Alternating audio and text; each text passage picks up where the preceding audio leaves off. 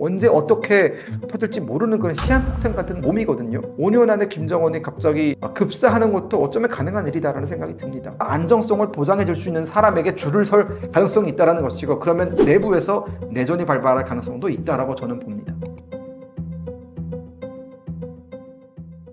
김주애를 후계자로 내세우는 가장 큰 이유는 무엇일까요? 매우 명확합니다. 김주애밖에 후계자감이 없기 때문이에요. 일각에서는 김정은에게 아들이 있다라는 얘기를 많이 하고, 또 다수의 전문가들은 아들이 있고 숨겨져 있고 어디선가 공부를 하고 있고, 김주애는 얼굴 마담이다, 내세우기다, 나중에 아들이 장성하면 이제 김주애의 자리를 아들이 꿰찰 것이다 라는 분석을 많이 합니다. 저는 하지만 그 분석이 모두 틀렸다에 좀 더 비중을 둡니다. 이유는 간단하죠. 우리가 북한 체제를 분석할 때 가장 자세하게 들여다봐야 되는 것이 노동신문과 조선중앙TV입니다. 북한 당국의 입이라고 할 수 있는 그런 매체들이거든요. 조선중앙TV에 특히나 이 노동신문에 등장하는 그 김주애의 빈도수라든가 혹은 김주애의 위치를 보면은 과거 1980년대 김정일이 김일성으로부터 후계자의 지위를 인정받을 때의 그 빈도와 비슷하고요. 그때의 위치와 비슷합니다. 예컨대 노동신문에 김주애가 실리는 사진을 보면은요, 김정은이 원래는 그 신문, 그 등장하는 사진의 가운데 있어야 돼요. 뭐 당연하지 않겠습니까? 하지만 김주애가 등장하고 나서부터는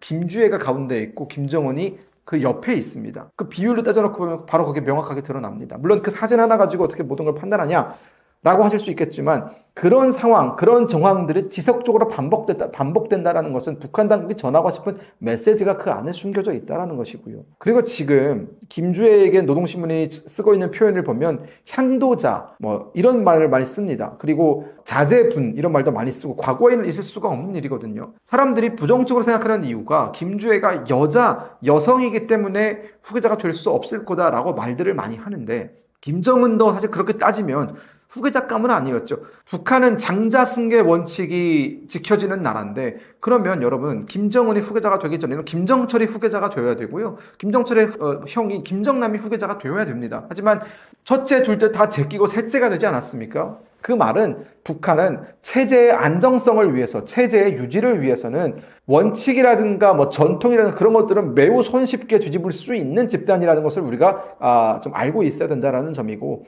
현재 김주애가 보여주고 있는 여러 가지 그 아버지를 따라다니면서 시찰하고 있는 그 모습들을 보면 후계자 수업을 받고 있구나라는 것이 너무나 극명하게 드러나거든요. 저는 그렇기 때문에 지금 김주애는 김정은의 후계자가 맞고, 김주애를 내세우고 있는 이유는 후계자감으로서 김주애밖에 없기 때문이다라고 설명을 드릴 수 있을 것 같습니다. 물론 여러분들의 반론도 환영합니다. 김주애가 다소 어린감이 있는데 김정은의 건강 악화에 따른 급한 계획은 아닐까요?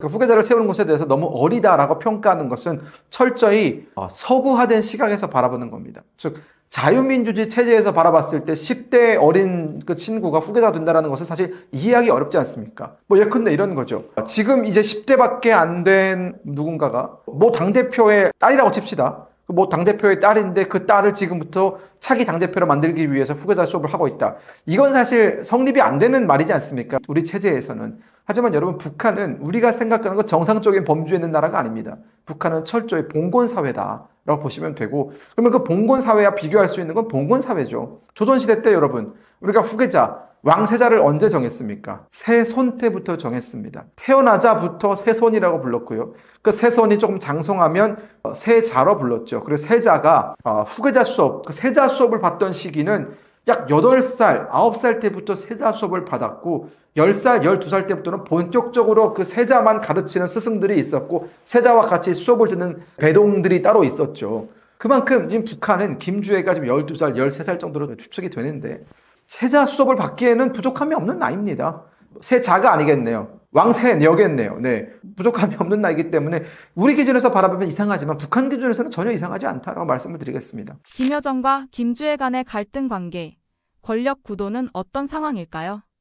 뭐 과거의 갈등 관계가 얼마나 있었는지 저도 잘 모르겠지만, 최근에 보여주고 있는 모습을 보면 그런 갈등 관계는 말끔하게 정리가 된 것으로 보이죠. 일단 첫 번째, 김주애가 등장할 때마다 김여정의 그 태도를 보면 알 수 있습니다. 김여정의 그 태도는 정말 깍듯하게 마치 오빠를 모시는 것처럼 의전을 보여주고 있거든요. 아마 사진이 쉽게 찾을 수 있을 겁니다. 김주애가 등장했을 때 허리를 90도로 숙이는 그 고모죠. 고모의 그 모습을 볼 수 있고요. 또 최근에, 정말 최근이에요. 북한이 그 설 를 맞아서, 그러니까 2025년 1월 1일을 맞아서 뭐 공연 같은 걸 성대하게 열었는데, 그 공연에 참가하는 사람들은 다 가족 동반이었어요. 그 북한의 엘리트들은 당연히 김여정도 가족을 데리고 나왔는데, 자 여러분, 우리가 여기서 주목해야 되는 점은 이미 후계 구도가 끝났다는 걸 그 장면에서 보여주고 있는 겁니다. 즉 김여정에게도 자녀가 있다라는 걸 북한 당국이 공개를 했단 말이에요. 그 공개를 했다라는 것은 이 자녀들은, 심지어 그 안에는 아들도 있었습니다. 아들과 딸이었죠. 이 아들은 결코 김주애에게 위협이 되지 않는다라는 걸 북한 당국이 다 인정을 하는 겁니다. 그렇기 때문에 그 공개적인 자리에 데리고 나오는 거고, 그 아들과 딸의 손을 잡고 김여정이 이렇게 웃으면서 등장하는 장면이 있고 나서 그 뒤에 그 아들과 딸의 모습을 찾아볼 수 없습니다. 주석단에는 없었거든요. 메인 그 화면에는 더 이상 그들이 잡히지 않았는데, 그 뜻은 뭡니까? 그냥 옵조보라는 겁니다. 그들은 그냥 원업덤이라는 것이고요. 그렇기 때문에 저는 북한이 그런 장면을 의도적으로 내보냈다는 것은 현재 김주애의 지위를 위협할 수 있는 그 누구도 없다라는 것이고, 그 마찬가지로 김여정도 단지 고모일 뿐이고 김정은의 동생일 뿐이지 김주애의 위치를 위협할 수 있는 자리에 있지 않다라는 걸 보여주고 있는 겁니다. 국제사회는 김주애라는 후계자에 대해 어떻게 평가하고 있을까요? 아직까지 국제사회가 김주애의 지위라든가 김주애의 역할에 대해서는 주목하지는 않고 있습니다. 왜냐하면 아직까지는 후계자고요. 김주애가 어떤 공식적으로 메시지를 낸 적도 없고, 그리고 북한의 후계 구도가 앞으로 어떻게 흘러갈지에 대해서 미리 예측할 수 있는 그런 포인트들에서 공개된 정보가 많이 없기 때문에 섣불리 국제사회가 입장을 정하는 것도 조금 무리수거든요. 그렇기 때문에 아직까지는 지켜보는 입장이다라고 말씀을 드릴 수 있을 것 같고, 아마 20대가 넘어가는 시점부터, 특히나 김주애가 어떤 공개적인 역할을 맡는 시점부터 아마 입장들이 조금 나오지 않을까라는 생각이 듭니다. 하지만 공통적으로 그들이 느끼고 있는 바는 대한민국과 마찬가지로 참 황당하다 이런 거겠죠. 그리고 이 4대 세습으로 넘어가는 과정 속에서 분명히 북한 체제의 공백기, 위기가 시작될 수도 있다라고 분석하는 전문가들은 많이 있습니다. 결국 그 위기라는 것은 북한이 한 번도 가보지 않은 길을, 그러니까 우리가 이걸 전인미답의 길이라고 부르지 않습니까? 전인미답의 길을 간다라는 것이고, 그 전인미답의 길의 첫 번째 대목은 여성이 최고 지도자가 되어 가고 있는 과정, 그리고 만약 실질적으로 지금은 아버지 김정은이 살아있기 때문에 그 후광에 의해서 후계자로 인정받을지 모르겠지만, 아버지 김정은이 사라지고 나면 과연 그 후광이 그때도 비칠 것인가? 그 후광이 얼마나 갈 것인가? 김주애가 그때부터는 아버지의 후광이 아닌 본인의 오로지 능력만으로 북한 체제를 이끌어가고 북한의 어떤 그 엘리트들에게 인정을 받아야 되는데, 그 부분에 있어서 스무스하게 넘어갈 수 있을지에 대해서는 많은 전문가들이 부정적으로 보고 있다는 점을 말씀드릴 수 있습니다. 김정은부터는 사실 인정을 받기가 어려웠죠. 그렇기 때문에 김정은 초창기에 그 많은 숙청이 있었던 겁니다. 자, 김정일의 후계 구도를 보면은요, 김정일이 1970년대부터 1960년대 말에 조선노동당의 과장으로 이제 들어가거든요. 그리고 1971년, 72년 이때부터 공식적으로 북한 내부에서는 후계자로 인정을 받습니다. 하지만 북한 주민들이 다 인정하는 후계자가 아니라 그 최고위급 엘리트층 내에서는 1972년에 있었던 그 당중앙위원회 그 전원회의를 통해서 김정은은 후계자다라고 어느 정도 정해지거든요. 그리고 또 74년에 다시 한 번 더 그게 정립이 됩니다. 그리고 북한 주민들에게 공개적으로 모습을 드러낸 게 80년이에요. 80년 조선노동당 제6차 당대회 때 공개적으로 김정은의 모습이 공개가 되거든요. 그 얼굴이. 그러면 왜 그 8년이라는 시간 동안 공개를 하지 않았을까? 를 보면 그 8년이라는 시간 동안은 북한 내 고위 엘리트들에게 김정일이 인정을 받는 단계였습니다. 즉 당중앙위원회에 들어가서 선전선동부에서 일을 하면서 본인의 능력을 보여주었고, 그 결과물을 보여주었고, 그 성과를 내면서 일단 첫 번째로 엘리트들에게 인정을 받았고요. 어느 정도 그 작업이 마무리되니까 이제 주민들에게 공개를 한 것이죠. 그 과정이 수년이 걸렸습니다. 또한 80년에 후계자로 인정을 받았다 할지라도 공식적으로 최고 지도자의 자리에 오른 건 95년 아닙니까? 94년 김일성 사후 이제 어떻게 보면은 그 장례 기간이 끝나고 95년부터 실질적으로 김정일이 북한의 최고 지도자가 됐어요. 자, 그러면 몇 년의 시간이 걸렸죠? 72년부터 95년까지는 20년이 넘는 시간이 걸렸습니다. 그 20년이 넘는 시간 동안에 북한의 엘리트들 중에 김정일의 그 능력에 대해서 혹은 김정일의 그 지위에 대해서 의문을 가진 사람은 없었다라고 봐야 합니다. 그러나 김정은은 아무런 준비가 되어 있지 않던 상황에서 갑자기 2009년에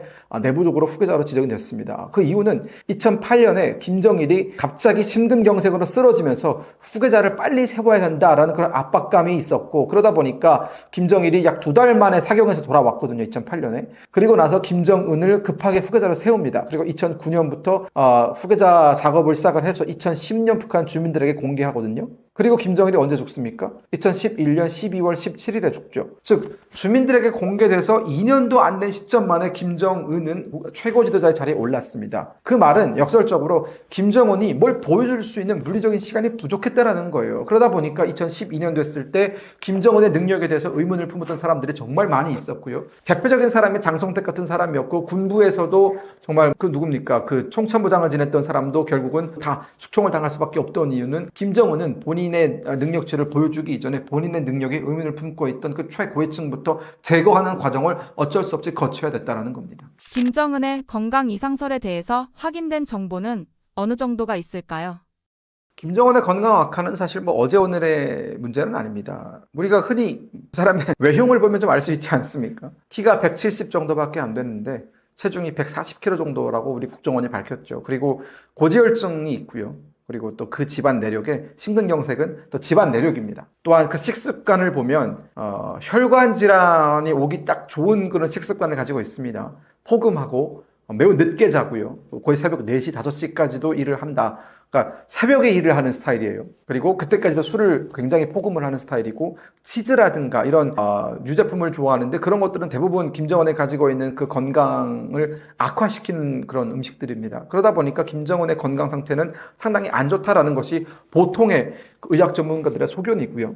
근데 중요한 건 우리만 그걸 알고 있지는 않다는 거죠. 김정은 본인도 잘 알겠죠. 그렇기 때문에 그 본인 건강을 어떻게든 해결하기 위해서 다양한 어떤 약제를 쓰고 있다고 합니다. 그 혈압을 낮추기 위한 그 뭐 사향이나 그런 것들을 외국에서 수입하기도 하고요. 정말 고급진 약제들을 수입하는 것을 또 우리 정부 당국이 파악을 하기도 했고, 그러니까 김정은도 본인의 건강이 문제가 생길 수 있다는 것에 대해서 늘 인지를 하고 있지만 결정적으로 본인의 그 식습관을 고치지 않는 이상 김정은의 건강 문제는 항상 이슈가 될 거다라는 생각이 들고 앞으로 향후 5년이 고비다라는 생각이 듭니다. 지금 각종 성인병을 다 달고 살고 지금 보면 고혈압도 굉장히 큰 문제고 심근경색도 문제고 언제 어떻게 터질지 모르는 그런 시한폭탄 같은 몸이거든요.